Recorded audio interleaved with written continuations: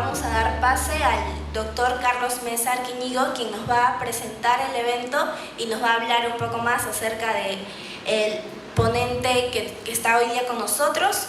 Le damos fuertes aplausos, por favor, al doctor Carlos Mesa. Ante todo, un saludo especial a todos aquí nuestros conferencistas y al público en general que asiste, porque este es un tema muy interesante sobre el ordenamiento territorial como una estrategia de desarrollo. Sabemos muy bien de que nuestro país adolece de esta parte del ordenamiento territorial. En ese sentido necesitamos la participación de todos los profesionales, toda la parte civil, la parte de los empresarios, todos debemos concurrir, las autoridades, todos debemos concurrir para que nuestro país entre a la etapa de ordenamiento de nuestro país. Ordenamiento en cuanto a las vías de comunicación, al transporte, ordenamiento en cuanto a los asentamientos humanos, al crecimiento de la población. El crecimiento de la población, en la actualidad ya tenemos más de 31 millones de habitantes en nuestro país, pero no nos estamos fijando cómo crece, qué espacio van a ocupar, en qué espacio deben ocupar. Entonces, en ese sentido, aquí el doctor Julián Mora Aliceda es un experto en cuanto a ordenamiento territorial, que viene dando cursos a nivel internacional, llámese en el Brasil, llámese en el Ecuador, llámese aquí en el Perú mismo, ha estado en la Universidad de la Agraria, ha estado aquí en Moquegua y ha estado en Chiclayo. Entonces es un experto en cuanto al ordenamiento territorial. Y justamente él está haciendo un gran trabajo también en la parte de Portugal, ¿ya? Los países europeos, como sabemos, están ya en un ordenamiento adecuado. No diremos que es total, pero ya hay un orden, mientras que aquí nosotros no tenemos ese orden. Se ha aumentado el número de vehículos en las ciudades, ¿ya? Entonces las autoridades locales no están preocupando sobre eso. Las autoridades regionales tampoco, las autoridades nacionales. En ese sentido, el doctor Julián Mora Aliceda nos va a brindar toda su experiencia que tiene acerca del ordenamiento territorial como una estrategia de desarrollo. Por lo tanto, yo pido un fuerte aplauso para el doctor Julián Mora.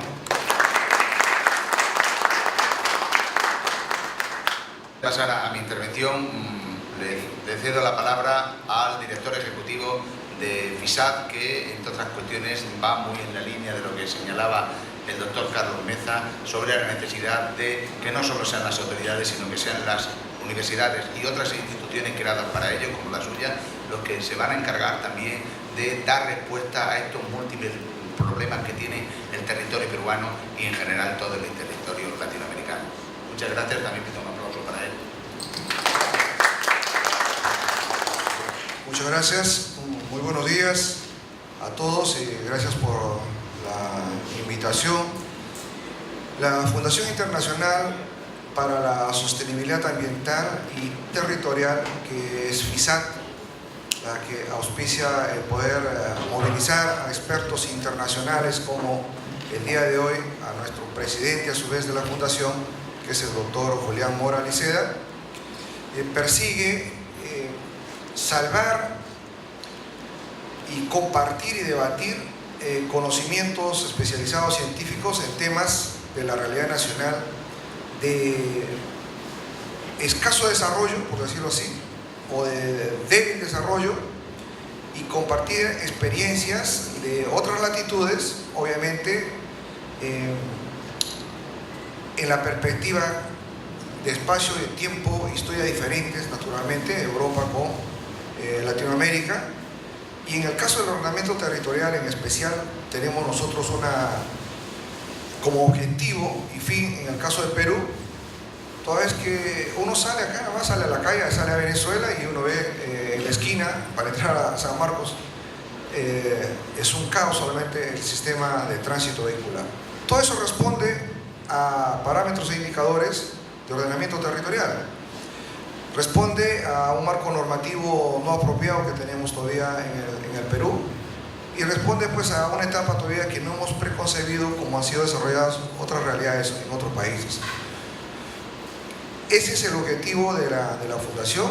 Hace unos minutos antes de empezar esta conferencia internacional, estamos conversando sobre la perspectiva de afianzar más y estrechar más esa colaboración académica entre FISAT y la universidad a través de la Facultad de Ciencias Sociales, a través del instituto, y poder departir no solamente hoy, ya estuvieron acá anteriormente hace 2 años también, ¿no?, en una temática parecida, en un congreso parecido, y la voluntad es esa, la de la Fundación.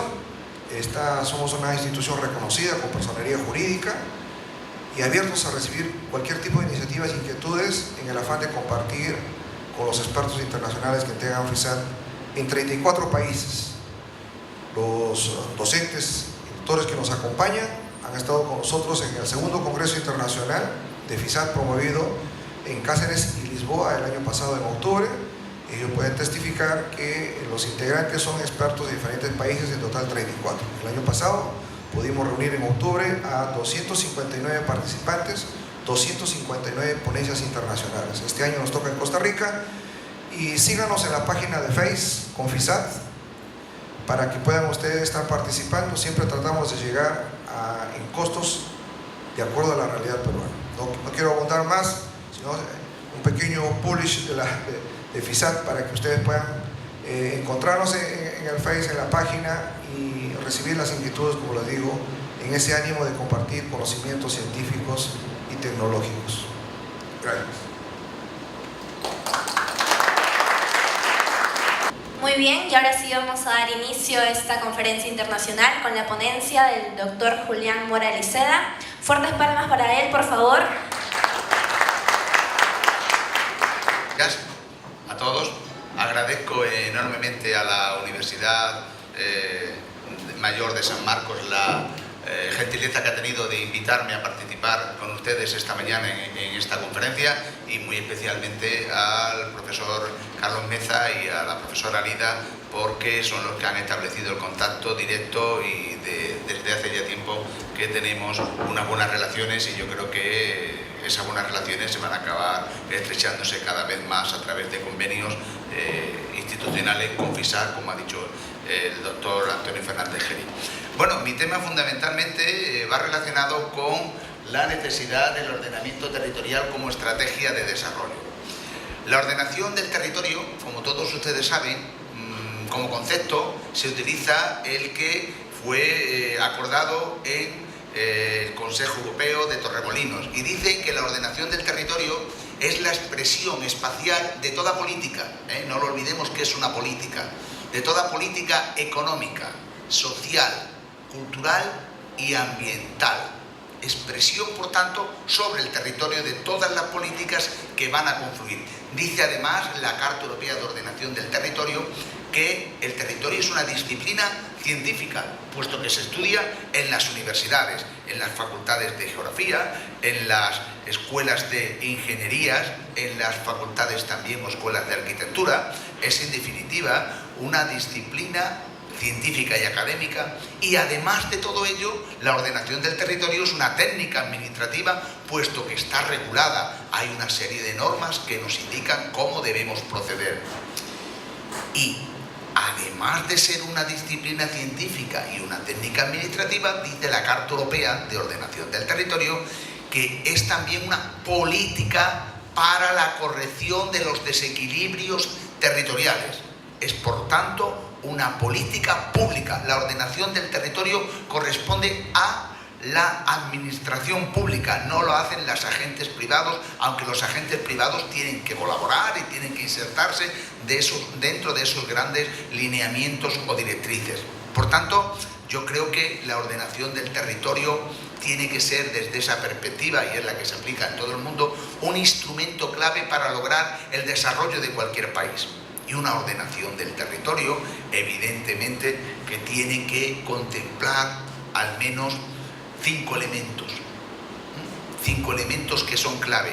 Cuando nosotros vamos a proceder a ordenar cualquier espacio, sea un departamento, y claro, cada departamento tiene singularidades específicas y diferentes. No podemos hacer la misma ordenación del territorio para la Amazonía, para la zona de Iquitos, que para la zona del desierto de Tacna o para el altiplano del Puno, Juliaca, o para una macrocefalia urbana como es Lima. Es decir, cada uno de estos territorios tiene unas singularidades distintas, unos comportamientos demográficos diferentes, unos comportamientos y una estructura económica también diferente, tiene por tanto una presión sobre sus características ambientales que le hacen diferente, y para ello la ordenación del territorio, si bien los lineamientos tienen que ser genéricos y establecidos en una ley de ordenación del territorio, que es lo que hasta ahora ustedes no tienen en Perú.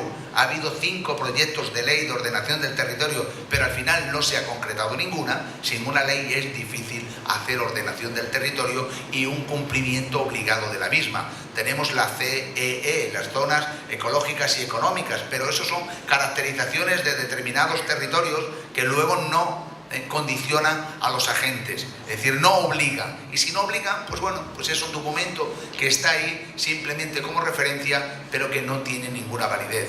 Y el Perú necesita fundamentalmente una ordenación del territorio en todas sus vertientes, en esa concepción integrada del análisis del medio físico y natural, es decir, tiene que empezar por reconocer cuáles son esas estructuras ambientales, conocer cuál es su relieve, su geomorfología, su climatología, su hidrografía, sus suelos, su vegetación, su fauna, las diferentes unidades ambientales y aquellas que necesitan de una delimitación como reserva o espacios naturales por sus especiales elementos biológicos de singularidad, rareza, excepcionalidad o vulnerabilidad.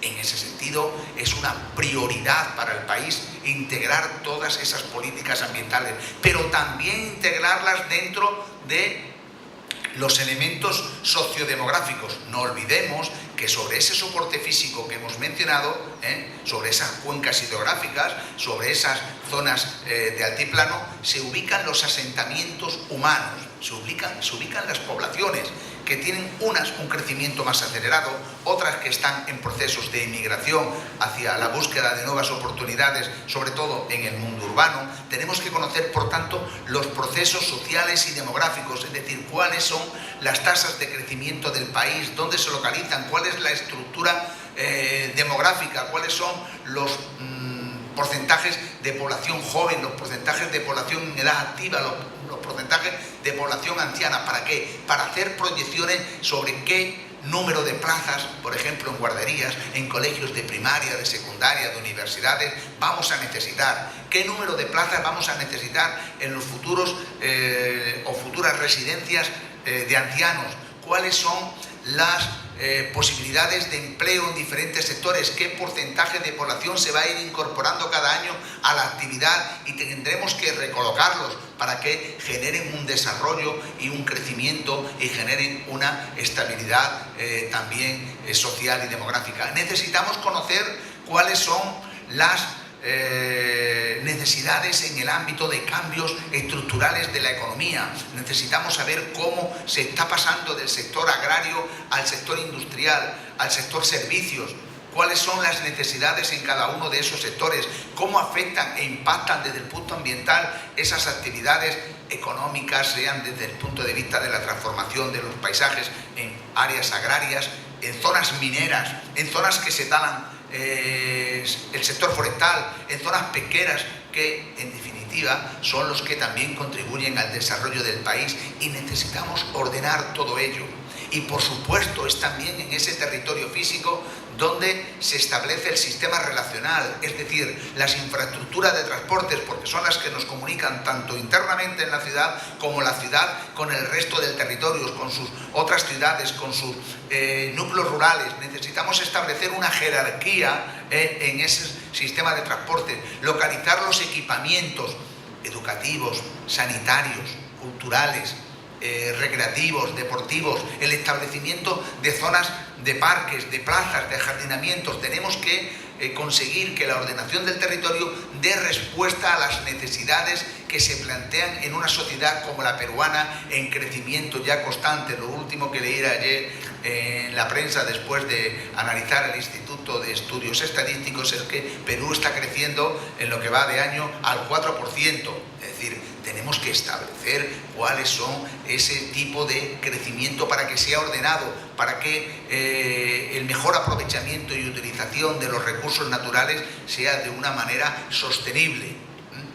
Y bueno, esto es para explicarles que la universidad, no solo las instituciones, como diríamos, administrativas, los poderes políticos tienen responsabilidad sobre el territorio, también las universidades tienen responsabilidad, porque tienen que aportar investigaciones, porque tienen que aportar preocupaciones, porque tienen que formar a los jóvenes que serán los técnicos del futuro, y todo ello muy ligado al papel también de asociaciones como FISAC, que se dedican a la articulación entre los poderes políticos y los, digamos, las estructuras institucionales de todo tipo y sobre todo las académicas. Es decir, el territorio y su ordenación es responsabilidad de todos, no es algo que solo tenga que hacer el gobierno, no es algo que solo tengan que hacer otras instituciones, tenemos que hacerlos todos, porque al final es un elemento y un instrumento de consenso, es un documento que tiene que estar perfectamente coordinado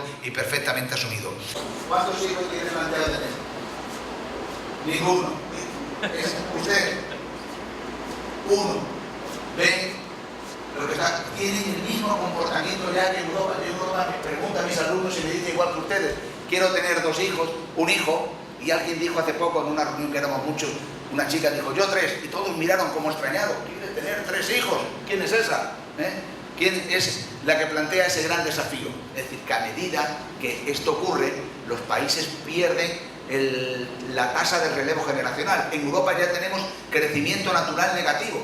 Son muchos más los que fallecen que los que nacen. Simplemente nos mantenemos porque llega población inmigrante de otros continentes. Pero la población autóctona, digamos entre comillas, tiene un comportamiento ya de decrecimiento demográfico.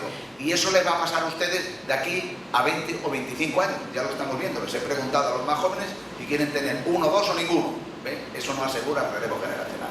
Bien. ¿Qué significará? Que a partir del año 2050 muchos de los planetas, de los problemas del planeta que estamos diciendo que se van a suceder, que la Tierra no puede crecer infinitamente, es que la Tierra no va a crecer infinitamente. A partir del año 2043-45 se estima que la Tierra experimente en global un decrecimiento demográfico.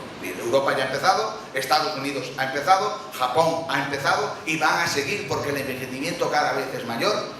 En Europa, los que nacimos en las décadas del baby boom, 60 y 70, cuando nos jubilemos seremos la mayoría, es decir, vamos a ser el triple que los jóvenes que se incorporan a la población activa, los que nos jubilemos. Eso va a generar un problema también de seguridad en las propias pensiones para el mantenimiento del sistema.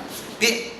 Pues ahí tenemos cómo se distribuye la población mundial, tenemos los 10 países que tienen más de 100 millones de habitantes y prácticamente casi el 50% de la población mundial está en Asia. Solo 5 países asiáticos tienen el 50% de la población mundial, es decir, China, la India, Indonesia y Pakistán prácticamente acumulan ese 50%. Luego hay otros países como Estados Unidos, como Brasil, como Japón, que están ahí. Japón cada vez va a ir teniendo menos. Rusia, 143 millones, es el único. No aparece ningún país de la Unión Europea, si se dan ustedes cuentas. Aparece un único país de Europa que es Rusia, pero ningún país de la Unión Europea está entre los países que tienen más de 100 millones. Y no lo vamos a alcanzar ya nunca. Alemania se va a quedar en 82 millones y bajando. España está ahora en 47 millones y medio y si nadie lo remedia seguirá bajando. Francia tiene 57 y seguirá bajando, es decir, y ustedes se van a crecer todavía un poquito, luego alcanzarán, ya están casi en el nivel de meseta y empezarán también a bajar. Bien, continúen.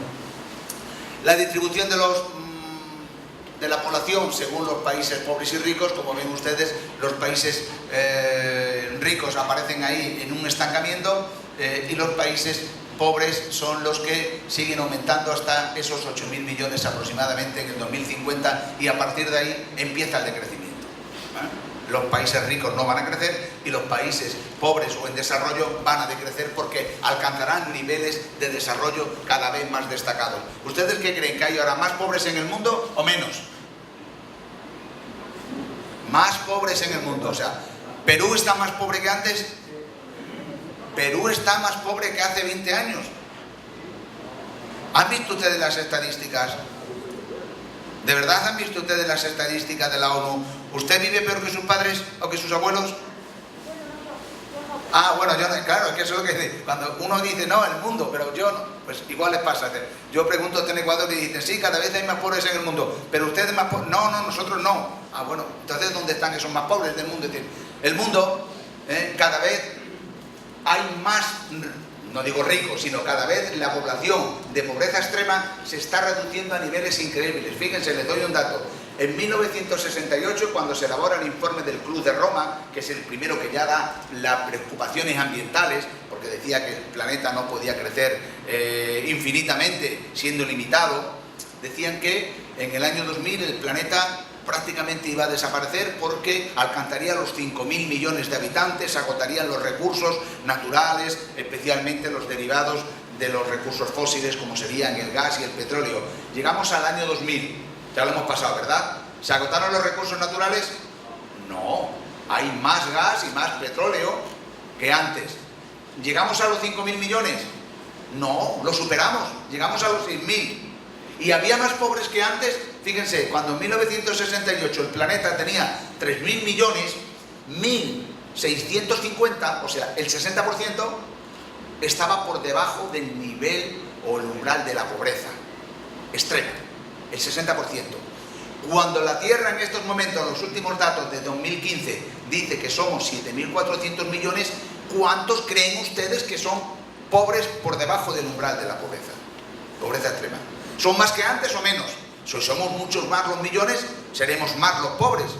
Pues no, miren ustedes, los pobres ahora son la mitad, menos de la mitad de lo que había cuando solo teníamos 3.000 millones. ¿Qué significa? Que en 1960 la población mundial pobre era del 60%, pobre de extrema necesidad, y en estos momentos solo es del 8%. Solo unos 800 millones, solo por decir algo, ¿no? Unos 800 millones están en esos límites sobre la población de 7.470. Es decir, que la población pobre se ha ido reduciendo hasta extremos increíbles. Es más, según los objetivos del milenio, el éxito ha sido tanto y se está expandiendo con la globalización que en el año 2030, si nada cambia, si no hay algún conflicto o algo imprevisto, la población de extrema pobreza no existirá. No existirá. Bien, esto es para decirles cómo vamos evolucionando, paso un poco más rápido. Sin embargo, lo que es algo clave es que el mundo, por lo menos en los países en crecimiento, sí se observa una cierta dualidad. Ahí vemos perfectamente que existen graves disparidades sociales y grandes desequilibrios territoriales, especialmente en las megaciudades de los países en vías de crecimiento que generan esas situaciones de chabolismo o... ¿Cómo lo llaman aquí la situación? Bueno, áreas de invasiones frente a las áreas más desarrolladas y confluyen en ese momento dos mundos en un mismo entorno. Esto es uno de los problemas que hay que abordar y para eso la cumbre de Hábitat, la ONU, a través de su programa Hábitat por un mejor futuro urbano, saben que el Hábitat es el encuentro de jefes de Estado y de Gobierno que se celebra desde 1976, cada 20 años, empezaron en Vancouver, siguieron en Estambul y la tercera cumbre de Hábitat se celebró aquí muy cerca, en Quito, en el año 2016. Y ahí, la cumbre de Hábitat, dicen que los grandes desafíos para la ordenación del territorio en la escala urbana tienen que funcionar como un círculo de desarrollo resiliente. Ya no se habla de desarrollo sostenible, porque el desarrollo sostenible no estableció elementos para medirlo. Entonces, el desarrollo sostenible lo utilizamos todos, lo utilizan los políticos de izquierdas, de derecha, los funambulistas, lo utilizan los empresarios, los sindicatos, los universitarios, todo lo utilizamos, pero ninguno lo hemos podido concretar. Por lo tanto, es un término que al final ha acabado prostituyéndose, por tanto, manoseo, por darle ese carácter polisémico de múltiples interpretaciones. Y entonces, bueno, todos saben lo que es el desarrollo sostenible como concepción, ¿no? Según el informe Brundtland, dicen que es aquel que satisface las necesidades del presente sin comprometer el uso de los recursos por parte de las generaciones venideras. Bueno, dicho eso, pues queda muy bien, es muy poético, pero no lo hemos medido. De tal manera que la cumbre de Río de 1992, que así lo asume, luego cambia el concepto. Y en la cumbre de Río +20, celebrada en 2012, dicen, señores, vamos a empezar a definir el concepto de desarrollo sostenible bajo parámetros que nos puedan medir. La resiliencia, el umbral de resiliencia, la capacidad para explotar los recursos sin que agotemos su capacidad de regeneración. Eso es lo que se emplea. Y por ello ya la cumbre del Hábitat 3, que se celebra en Quito, ya habla del desarrollo territorial resiliente basándolo en 3 pilares. La necesidad de la planificación urbana. Claro, los países que tienen crecimiento urbano, y son prácticamente todos, pero especialmente los que están en vías de crecimiento, son los que concentran mayores tasas de crecimiento por la llegada de muchos emigrantes de las zonas rurales. Ustedes lo ven aquí, no solo aquí, lo vemos en Arequipa, lo vemos en Chiclayo, lo vemos en Cuzco, en Trujillo. Es decir, hay una fuerte emigración o trasvase de población desde las áreas andinas, desde las áreas del interior hacia las grandes ciudades. Pero las grandes ciudades no tienen un plan urbanístico claramente definido. Y digo claramente definido porque si lo hubiera, en el Perú no ocurrirían situaciones como la que acontecieron el año pasado por el mes de febrero en Chiclayo. Es decir, las poblaciones se asientan por todos lados. Acabo de regresar de Moquegua y veo cómo en las cárcavas,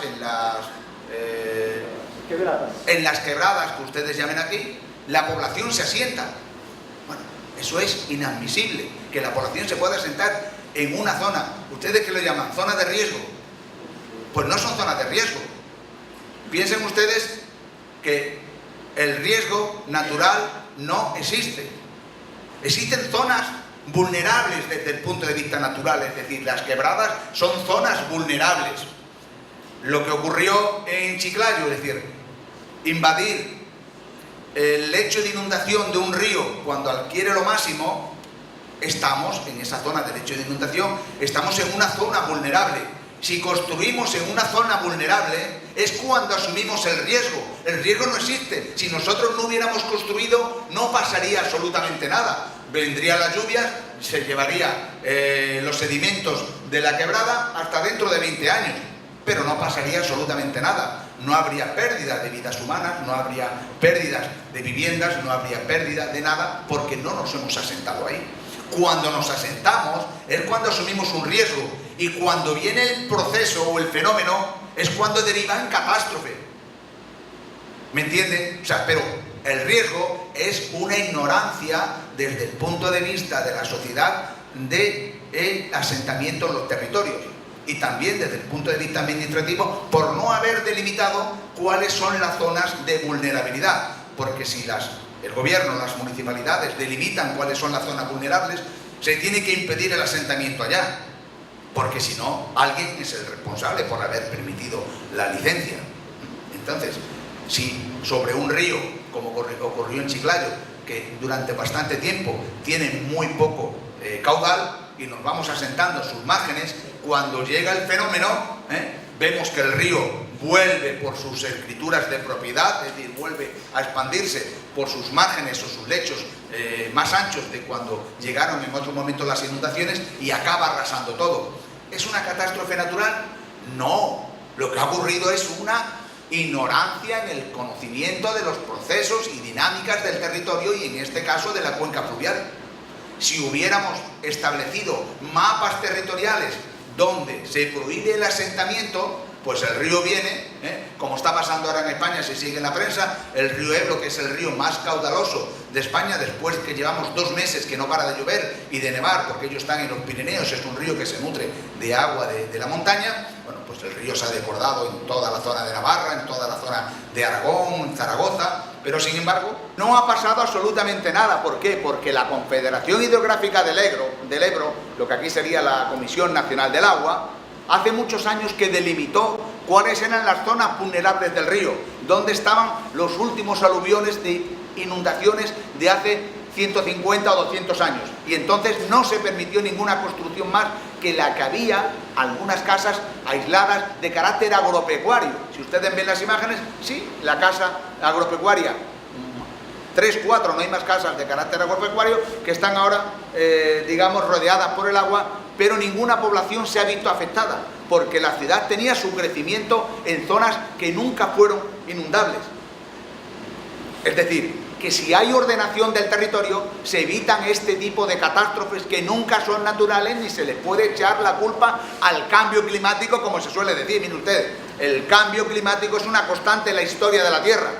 Es una constante, y hemos tenido épocas más frías, épocas más cálidas, épocas más lluviosas, épocas de mayor sequía. Eso es permanente. Lo que tenemos que tener muy claro cuáles son los procesos naturales para evitar asumir esos riesgos innecesarios que luego derivan en catástrofes con pérdidas de materiales y con pérdidas de vidas humanas, que es lo más grave. La planificación urbana, por tanto, es un elemento clave, porque es un elemento que nos va a determinar la calidad de vida de los habitantes, el buen funcionamiento interno, la movilidad interna.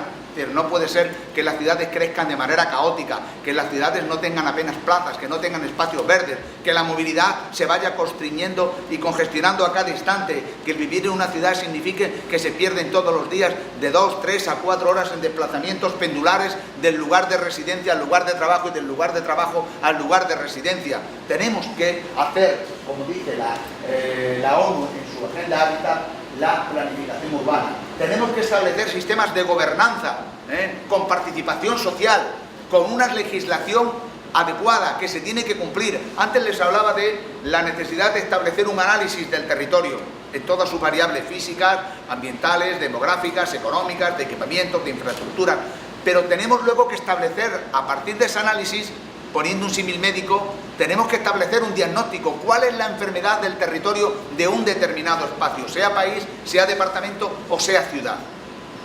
Hay que hacer un diagnóstico. Tenemos que conocer cuáles son sus debilidades, sus amenazas, sus fortalezas, sus oportunidades. ¿Para qué? Para implementar las fortalezas y oportunidades y corregir o mitigar las amenazas y las debilidades.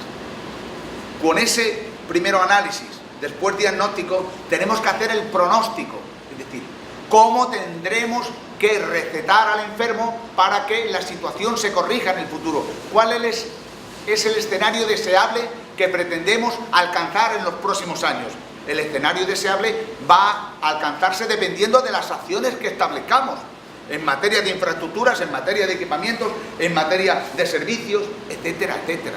Es decir, hay que tener ordenación territorial. Y esa fase de pronóstico tiene que tener una técnica prospectiva. Tenemos que proyectar la ciudad. ¿Cómo está creciendo? ¿Qué población está llegando? ¿Cuál es el crecimiento natural? ¿Cuáles son sus saldos migratorios? Y tenemos que establecer ese crecimiento de la ciudad en los lugares adecuados, en los lugares óptimos. Es decir, tenemos que establecer una delimitación del casco urbano consolidado, eso se llamaría en Europa, digo por si les sirven de referencia, que es un poco por lo que me había traído aquí el doctor Carlos Meza, suelo urbano consolidado. Establecer mediante la cartografía el suelo urbanizable programado, es decir, en función de lo que vayamos a crecer en los próximos 10 años tenemos que determinar un suelo desde luego que sea seguro y que no conlleve ningún tipo de catástrofes posteriores, determinar un suelo urbanizable para que la población que llegue o la población que vaya creciendo dentro de la propia ciudad sepa dónde va a ubicarse. Y fuera de ese perímetro determinado como urbanizable no se puede construir, no se puede conceder licencia, porque entonces asumimos riesgo.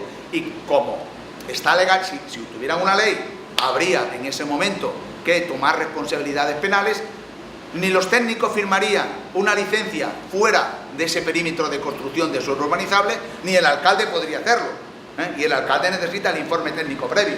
Por lo tanto, problema solucionado. Zonas donde se van a delimitar dentro de ese suelo urbanizable las áreas residenciales, es decir, con diferentes áreas de alturas, y en esas áreas residenciales, pues espacios verdes, equipamientos públicos, dónde van a estar los hospitales, dónde van a estar los colegios, dónde van a estar los centros deportivos. Y no se preocupe, señora, ya la sala se controla. ¿Se me escucha bien al fondo? Pues entonces ahora tengo que bajar el tono. ¿Y qué ocurre?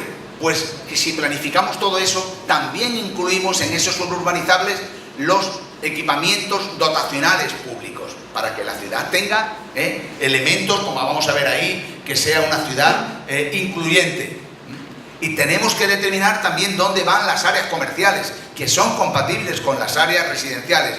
Pero dentro del suelo urbanizable hay que distinguir un suelo aparte, que sería el suelo industrial, porque claro, las industrias tienen un componente que son elementos insalubres y peligrosos en muchos casos. No puede, de alguna manera, mezclarse con otros usos de la ciudad. No podemos tener una industria con un colegio al lado, con una zona residencial, por las emisiones que lanza, por los ruidos, por las molestias que ocasiona todo ello. Es decir, una ciudad tiene que ser, por lo tanto, compacta en su desarrollo. No puede ser una ciudad dispersa, ocupando gran parte del territorio, consumiendo un territorio que no tiene ningún sentido. La ciudad tiene que estar compacta para aprovechar los equipamientos y los servicios, para aprovechar la red de alcantarillado, la de agua potable.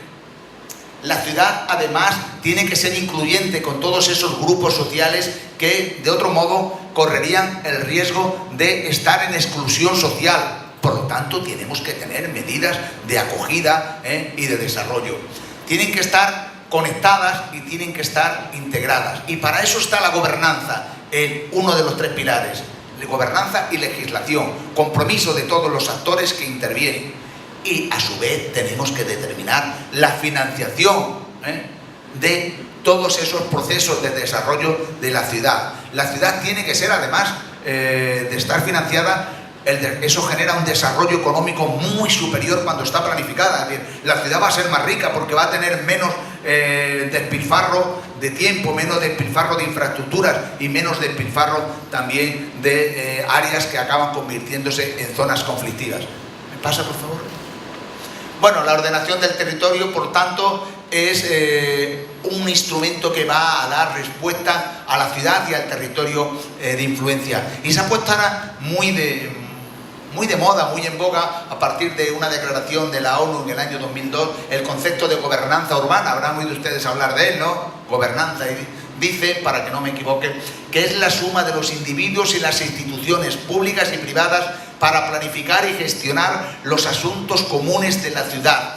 Es un proceso continuo a través del cual los intereses en conflicto o diversos pueden ser acomodados y se pueden tomar una acción de cooperación entre los diferentes actores. Contempla, por tanto, las instituciones formales, así como los acuerdos informales y el capital social de los ciudadanos. La planificación es un compromiso por parte de todos. Si es solo un documento impuesto, al final acabamos en frustración, porque la planificación tiene que ser interiorizada, tiene que ser asumida por el resto de la ciudadanía, que tiene que sentirla como suya, puesto que desde el primer momento ha sido partícipe.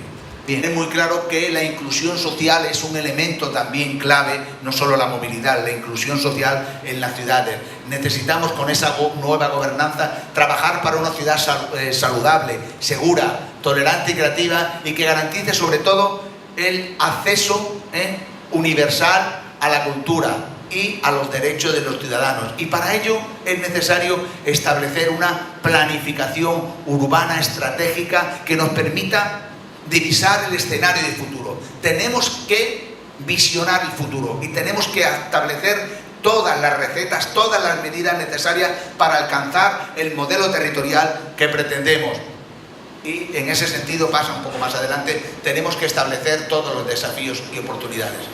Bien, Decirles que es necesario que la ciudad tenga un diagnóstico territorial, ambiental, donde analicemos primero, como les decía antes, y por ser ahora a modo de síntesis y ir un poco a uña de caballo, la descripción del entorno natural. Necesitamos una ordenación territorial y un planeamiento urbanístico, conocerlo y ejecutarlo, porque en este caso ni siquiera lo podemos conocer porque no lo hay. En el caso peruano no hay una ley de ordenación del territorio, pero hay que hacerla, estableciendo todos los programas necesarios, estableciendo las diferentes jerarquías que se van a establecer, la ley de ordenación, el Programa Nacional de Ordenación del Territorio, que se encaja dentro de esa ley, los programas departamentales, los programas de interés y luego, por supuesto, los planes generales de ordenación urbana.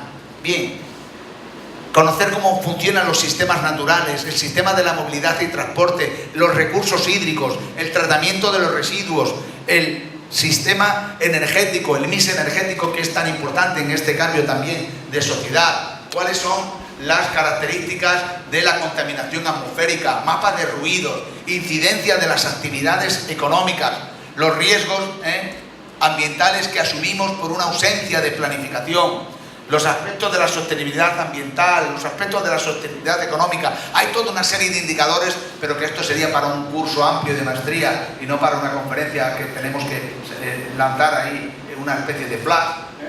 Y el proceso de sensibilización y participación ciudadana, ¿para qué? Para que la gestión ambiental dentro de este enfoque territorial sea un elemento transversal y clave al desarrollo del territorio y al desarrollo de la propia ciudad. Pase, por favor.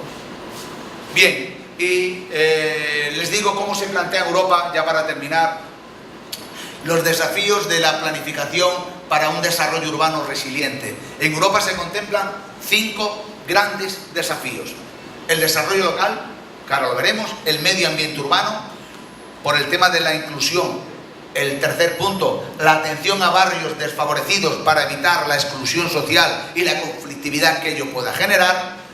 El gobierno local y la participación ciudadana a través de la gobernanza y la integración de las políticas públicas territoriales en la ciudad. Por un lado, la planificación física, que es aquella que se plasma en el mapa, donde está el suelo urbano, el suelo urbanizable programado, el suelo urbanizable no programado, el suelo que va a ser destinado a actividades agrarias, el suelo que va a ser destinado a actividades mineras, el suelo que va a ser destinado a uso forestal, el suelo que va a tener un componente histórico-cultural para las comunidades, el suelo que va a destinarse a la infraestructuras y transportes, donde tendremos que también verificar cuáles son aquellos suelos que tienen unas especiales características, como les decía al principio, para ser considerados reservas naturales, sea en el litoral o sea en el interior, de acuerdo con sus estructuras biológicas.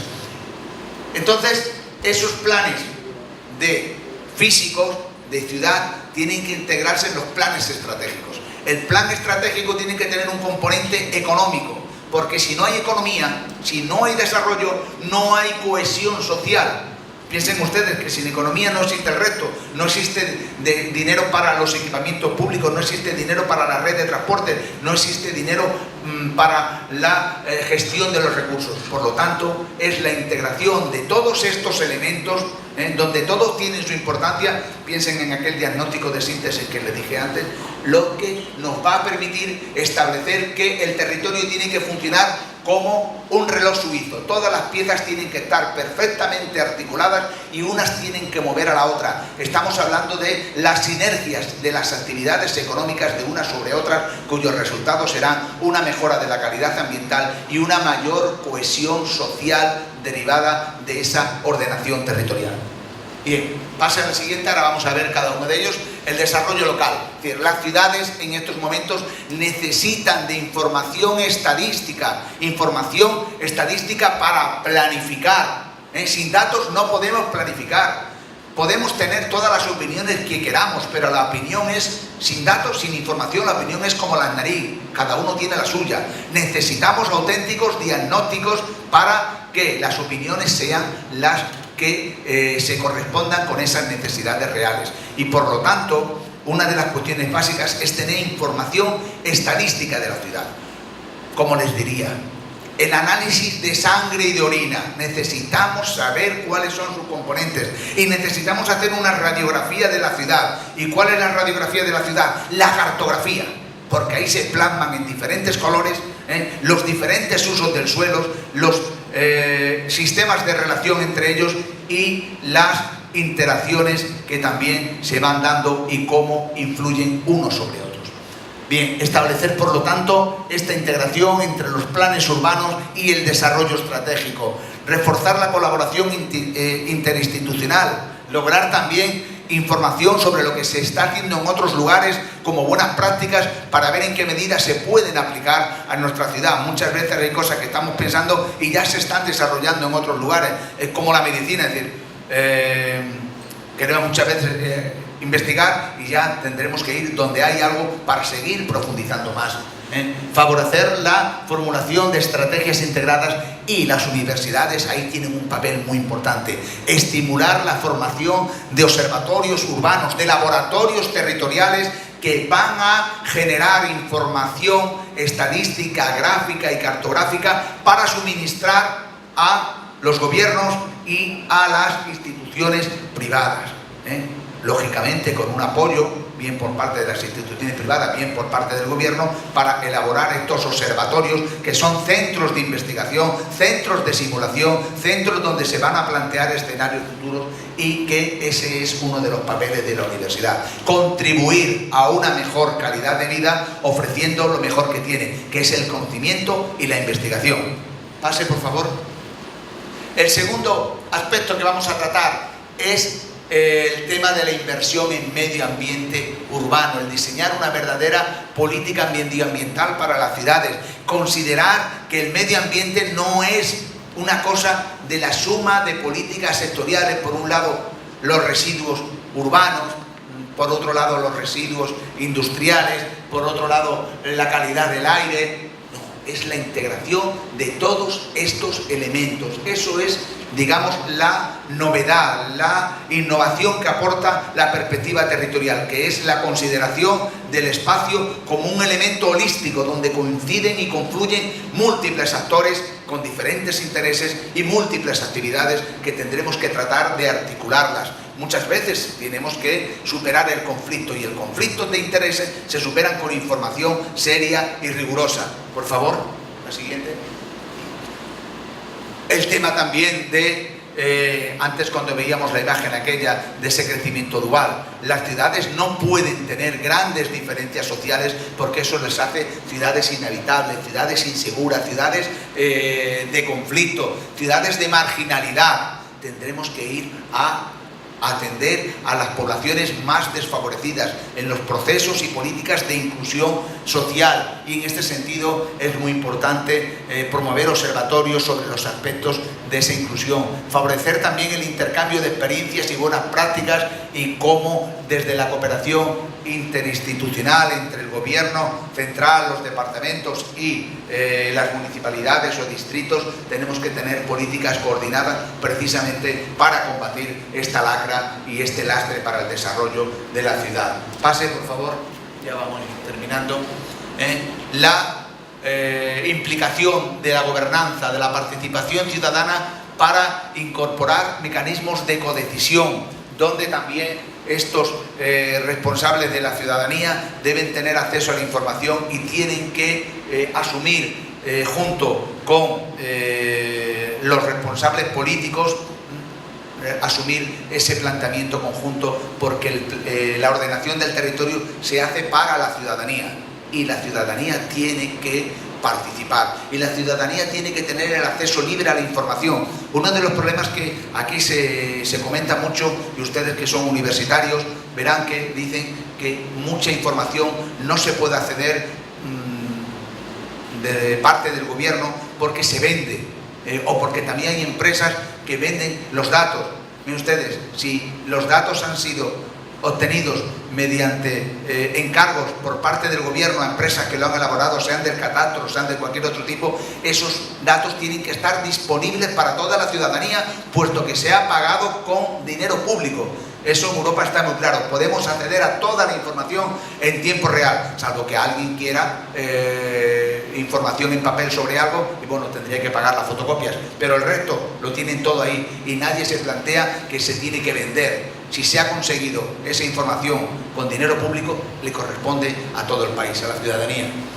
Bueno, y en ese sentido, bueno, en caso de ciudades grandes, como es el caso de Lima, como un área metropolitana que ronda los 11 millones de habitantes, recuperar el nivel de barrio como base de intervención para hacer ciudad. Bueno, pues todos estos elementos son muy importantes para generar esa participación ciudadana y esa, digamos, responsabilidad y compromiso por parte de todos a la hora de hacer ciudad. Sigue, por favor. Y el último reto es la integración de las políticas y de los planes estratégicos de la ciudad. Necesitamos hacer una mejor clasificación del suelo y una mejor, digamos, calificación del mismo. La diferencia entre clasificación, que es las grandes líneas, suelo urbano, suelo urbanizable, suelo rural, suelo protegido. Luego tendríamos que la calificación es ya en pequeña escala, el suelo que va a ser residencial o comercial o industrial, qué tipos de alturas de edificios vamos a tener en cada uno de esos suelos en función de su estructura geológica, si vamos a concentrar edificios, digamos, contenedores de 10, 15 o 20 plantas, o por el contrario vamos a ir a una zona de menor densidad en la construcción. Bien, todo ello se tiene que delimitar en esa planificación física, en esa planificación urbana, pero con un componente de sinergia económica. Los planes estratégicos tienen que estar unidos a los planes de desarrollo urbano. Lo uno sin lo otro no pueden existir, se necesitan ambas perspectivas integradas.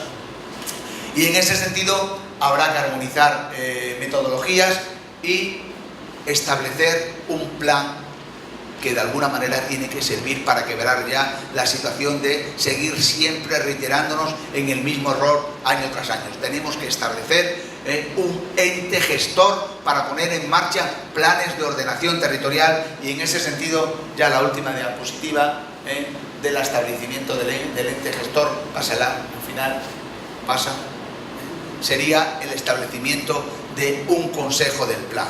El plan, para que sea participativo, tenemos que seleccionar un comité técnico directivo donde participen las instituciones implicadas, el gobierno central, los departamentos y las municipalidades. Con ese comité donde vamos a tener un responsable director de la oficina técnica con 3 niveles.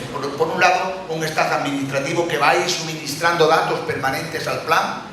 Ahí tendríamos las diferentes áreas técnicas de la ciudad y las universidades sobre, digamos, proporcionar información sobre la población y la organización social, sobre los usos del suelo y las infraestructuras, sobre el medio ambiente, sobre la participación ciudadana a través de la gobernanza y sobre esa estructura económica, ir proponiendo medidas para que sean elaborados dictámenes técnicos. Esos dictámenes técnicos pasarán a las comisiones técnicas sectoriales, a la del comercio, a la del transporte, a la de la industria, a la de los servicios, a los de la salud, a los de la educación, y establecerán cuáles son aquellos proyectos de acuerdo con el presupuesto más necesarios para la ciudadanía. Eso a su vez pasa al órgano máximo de decisión, que es una especie de asamblea general donde están todos los colaboradores. ¿Y quiénes están ahí? Los representantes municipales, tanto del gobierno como de la oposición, los representantes empresariales, los representantes sociales, culturales, ONGs, todo tipo, para priorizar, de acuerdo con un consenso, que se establezca cuáles son aquellas acciones más prioritarias y sobre todo las que generan sinergia, que no sean acciones sueltas que van sumándose una u otra y que llevan altos costes y que luego no generan efectos multiplicadores.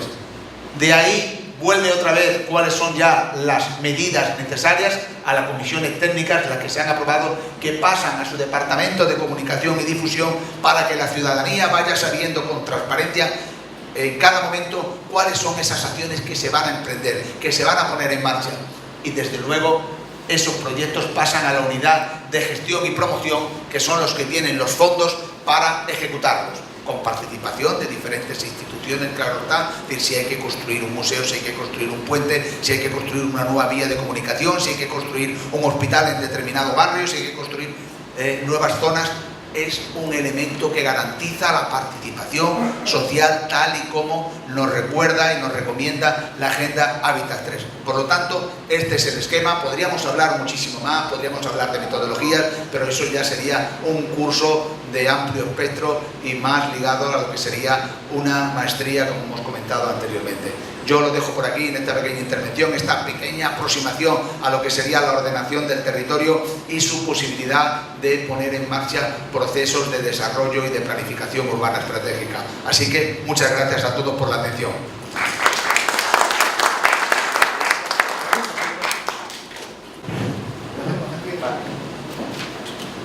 Muy bien, agradecemos la ponencia del doctor Julián Mora Liceda y para finalizar vamos a comenzar la ronda de preguntas, así que les pido por favor si es que tienen alguna interrogante para cualquiera de los presentes en la mesa, las vayan formulando. En breves minutos vamos a pasar por aquellas personas que deseen hacer las preguntas. Vamos a dar 2 minutos.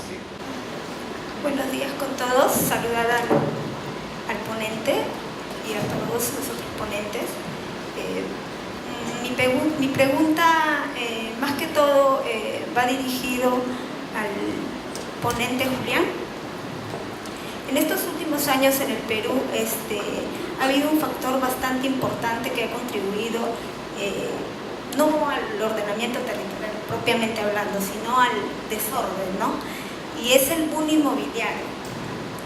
Ahora último, el precio del suelo ha crecido enormemente, ya que muchas personas indiscriminadamente han invadido terrenos y estos los venden, provocando las invasiones, los traficantes de terreno.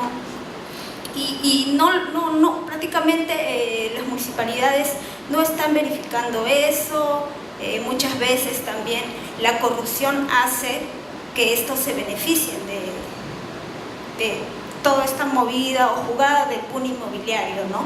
Entonces, quería saber si es que en España se ha visto un caso similar, cómo lo han corregido, porque vemos aquí en el Perú que la corrupción es una de las causas principales que ha sumido a muchos en la pobreza. Bueno, en España habíamos tenido un boom inmobiliario, lo que pasa es que estaba regulado dentro de la parte urbana propiamente.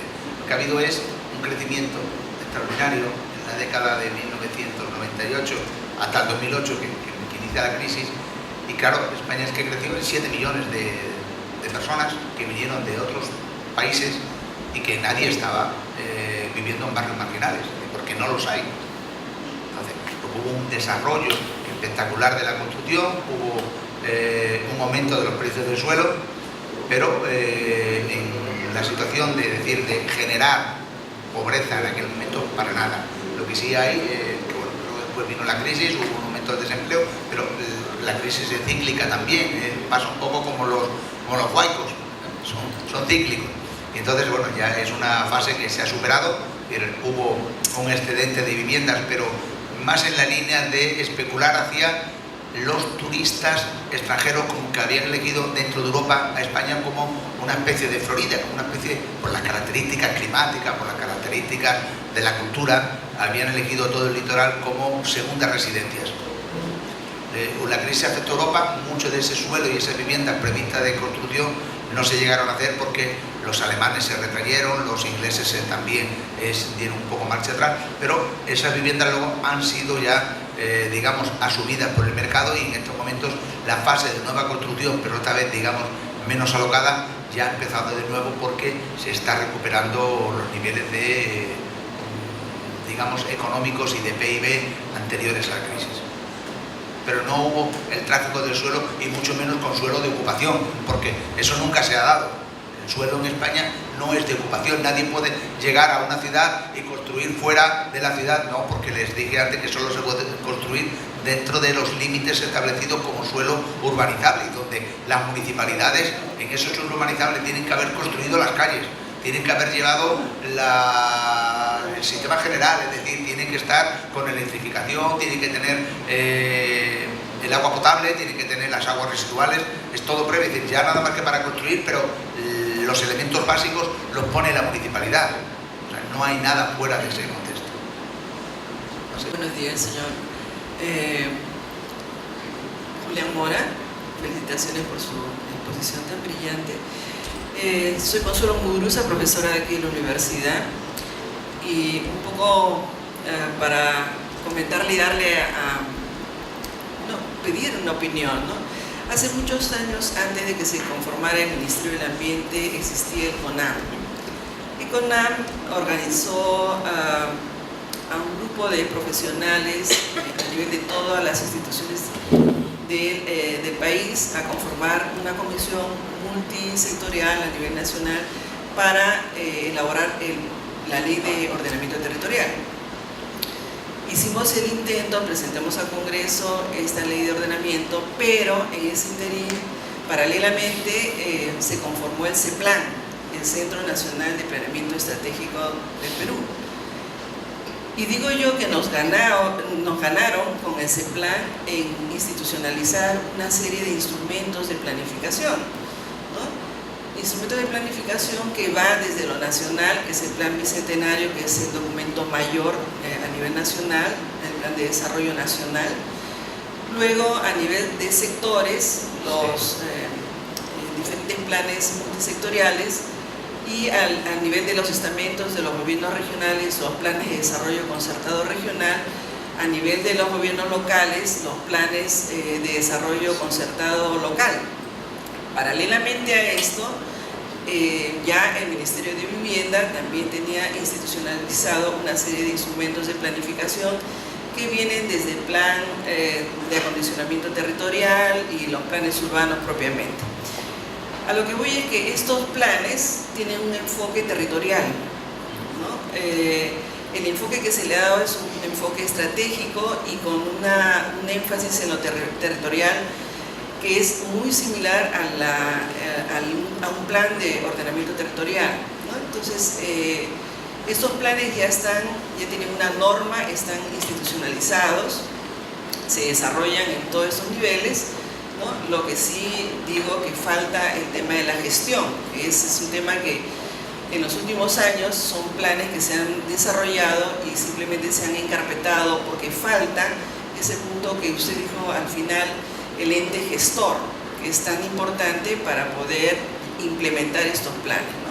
Entonces, ahí viene, me parece, la falla de estos instrumentos de planificación a nivel nacional.